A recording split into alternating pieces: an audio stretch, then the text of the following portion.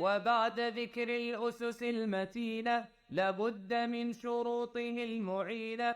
Nous sommes très heureux de vous retrouver dans un nouvel épisode de Madina Institut. Nous sommes dans le niveau 1 de la matière croyance islamique. Dans les cours précédents, nous avons abordé 2 des 3 catégories composant l'unicité d'Allah. À partir de ce cours, nous allons étudier la 3e catégorie, l'unicité des noms et attributs, qui incombe à la grandeur et la majesté d'Allah exalté soit-il. Concernant ces noms, Allah dit dans le Coran, c'est à Allah qu'appartiennent les noms les plus beaux, invoquez-le par ces noms, et laissez ceux qui profanent ces noms. Ils seront rétribués par ce qu'ils ont fait.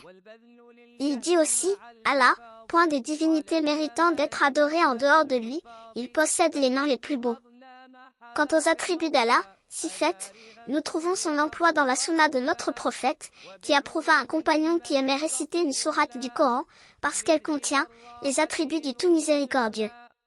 Le musulman doit donc y croire fermement, sans avoir l'ombre d'un doute. L'unicité des noms et attributs est un moyen essentiel afin d'augmenter notre foi. En effet, plus nous connaîtrons Allah, tout en faisant l'effort de méditer sur ses noms et attributs, plus nous l'adorerons comme il se doit.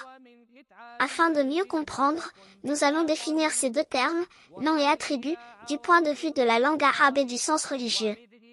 En arabe, al-asma est le pluriel du mot ismun, qui désigne le nom donné à quelqu'un, ce afin de le connaître ou le différencier. Dans le domaine de la croyance, les noms d'Allah sont l'ensemble des noms attribués à Allah par lui-même ou par son prophète, tels que le tout miséricordieux. Ce nom est tiré du Coran. Quant au terme attribut, sifat, il est le pluriel du mot sifa, qui désigne un attribut ou un descriptif.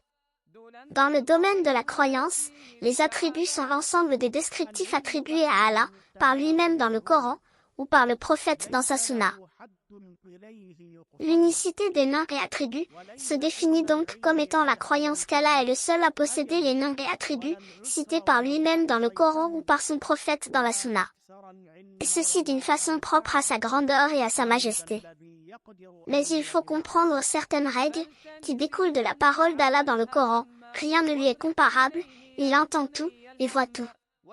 Nous devons donc croire en ces noms et attributs parfaits, sans faire de déformation, de dénaturalisation, sans dire comment et sans comparaison. Ces 4 choses citées sont les 4 éléments interdits dans la croyance aux noms et attributs d'Allah. Le premier, la déformation. Il s'agit de déformer les noms et attributs d'Allah, que cette déformation relève du sens du nom ou de l'attribut. Par exemple, Allah indique dans le Coran qu'il s'est établi sur son trône. Certains groupes égarés déformèrent ce mot, refusant d'attribuer cette caractéristique à Allah. Le deuxième, la dénaturalisation. Il consiste à dénuer les noms et attributs d'Allah de ses actions, de ses sens ou les nier complètement. À titre d'exemple, concernant la dénaturalisation des sens, dire que le tout miséricordieux ne fait en aucun cas référence à la miséricorde immense d'Allah. La troisième, le comment.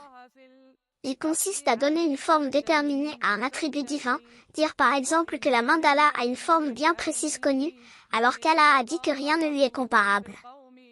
Il est important de comprendre que tous les attributs d'Allah ont une forme bien précise, car dans le cas contraire, ils n'existeraient pas. Cependant, seul Allah, et lui seul, connaît la forme exacte de ces attributs. Quant à nous, il nous est interdit de donner une forme bien précise à un attribut d'Allah, selon notre effort personnel, car la raison humaine a des limites et il faut s'arrêter à nos limites. La quatrième. La comparaison. Elle consiste à comparer Allah à un élément qui nous entoure ou une chose qui nous passe à l'esprit. Or rien ni personne ne lui ressemble, et il ne ressemble à personne. Néanmoins, il n'y a pas de contradiction entre le fait que l'homme entend et voit, et le fait qu'Allah entend et voit, mais Allah entend et voit tout. Il voit d'une façon qui lui est propre, selon sa grandeur et sa majesté. Allah ne ressemble en rien à sa création, comme ses attributs ne ressemblent en rien aux attributs de sa création. Allah dit dans son noble livre. Rien ne lui est comparable, il entend tout et voit tout.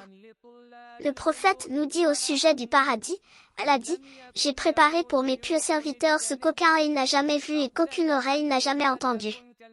Et dans d'autres textes du Coran et de la Sunna, il nous est dit qu'au paradis, il y aura des ruisseaux, des arbres, etc. Ces choses seront sans l'ombre d'un doute toutes présentes, mais d'une forme qu'aucun d'entre nous ne connaisse. Car il n'y a rien au paradis qui ressemble à ce qu'il y a dans ce bas monde, sauf les noms.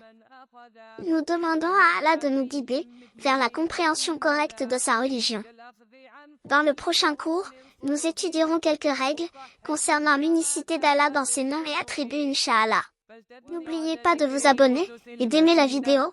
À bientôt avec Madina Institute.